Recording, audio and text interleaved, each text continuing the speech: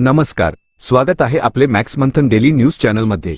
मनन करा, विचार करा आणि सत्य जाणून घ्या। नमस्कार गुरव समाज बंधू भगिनी, मी प्रताप गुरव आपणास आवाहन करतो की नुकतंच महाराष्ट्र शासनाने देवस्थान इनाम जमीन निर्मूलन प्रारूप आराखडा जाहीर केला आहे। त्या आराखड्याच्या माध्यमातून हरकती आणि सूचना मागवल्या आहेत। वास्तविक देवस्थान इनाम जमिनी या बहुतांश गुरव समाजाकडे आहे, परंतु कर्मधर्म संयोगाने यातील बऱ्याचशा जमिनी प्रस्थापितांच्या दडपशाहीमुळे गावगुंडीमुळे 60% प्रस्थापितांच्याकडे आहे आणि ह्या देवस्थान इनाम जमिनीचा कसलाही मोबदला ना गुरव बांधवांना झाला आहे, ना देवस्थानच्या दिवाबत्ती साफसफाई यासाठी झालेला आहे आणि यासाठी समाज बांधव अनेक वर्ष लढा देत आहे। परंतु मागील आठवड्यात महाराष्ट्र शासनाने याबाबतला जो प्रारूप आराखडा जाहीर केला आहे, त्याबद्दल मी महाराष्ट्र शासन आणि महसूल मंत्री यांचं सर्व गुरव समाज बांधवाच्या वतीनं अभिनंदन करतो।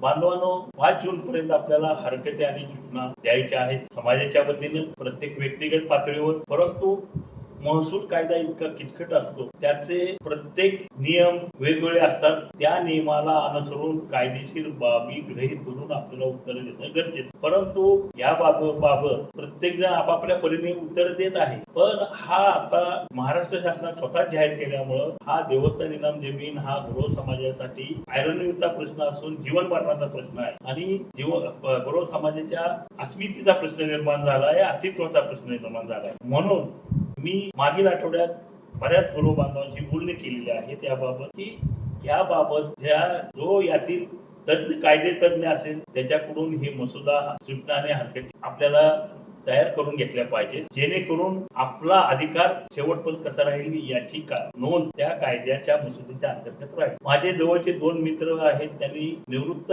महसूल अधिकारी आयुक्त होते सांगली कोल्हापूर पश्चिम महाराष्ट्र देवस्थानचे डी वळवे यांचे नाव सुचवले की त्यांना यातली संपूर्ण खडा माहिती आहे, ते तुम्हाला मदत करतील। परंतु त्या मदत ती काही तुम्हाला समाज बांधव या माध्यमातून होणार नाही, त्यांना काहीतरी आर्थिक मानधन समाजाकडून द्यावं लागणार आहे। त्या बोलीवर मी ह्या गोष्टी कबूल केलेल्या आहेत आणि त्याप्रमाणे मी माननीय डी वळवी साहेब यांच्याशी बोललेलो आहे। वळवी साहेब मूळचे आहेत नंदुरबारचे, परंतु याच भागात त्यांनी संपूर्ण त्यांचे शासकीय सेवा दिलेल्या असल्यामुळे निवृत्त झाल्यानंतर ते कोल्हापूर या ठिकाणी स्थायिक झाले। कोल्हापूरचा त्यांचा पत्ता आहे चित्रनगरी KIT कॉलेज जवळ, अशा पद्धतीने त्यांचा पत्ता आहे। उद्या मी 11 वाजता त्यांची अपॉइंटमेंट घेतलेली आहे आणि त्याबाबत अनेक बांधवांना या बाबतीत सूचना दिल्या आहे। ज्या ज्या बांधवांना त्यांच्याबरोबर चर्चा करण्याची यायचं असेल त्याने अवश्य यावं। त्याप्रमाणे बरीचशी काही मंडळी उद्या ज्यांना सवड आहे त्यांनी तेथे येणार आहे। परंतु मी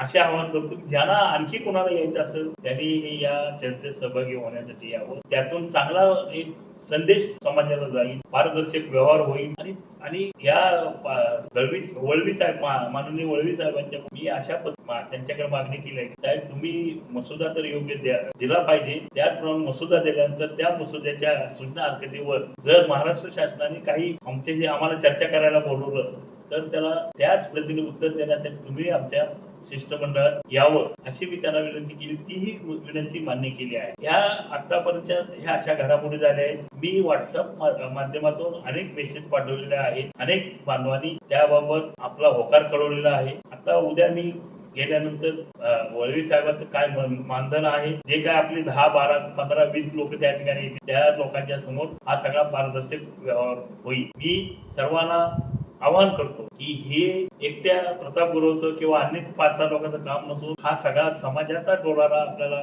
व्यवस्थित उभा करायचा आहे। त्यासाठी तुम्ही पुन्हा फुलाची पाकळी म्हणून तुम्ही आर्थिक मदत केली पाहिजे असं मी जाहीर आवाहन करतो आणि या आव्हानाला तुम्ही प्रतिसाद द्या अशी विनंती करतो। या ठिकाणी जय हिंद, जय भारत, जय महाराष्ट्र, सर्वांचे धन्यवाद। मंथन न्यूज मध्ये आपलं सहर्ष स्वागत। चॅनल आवडला असेल तर लाईक करा, शेअर करा आणि सबस्क्राईब करा।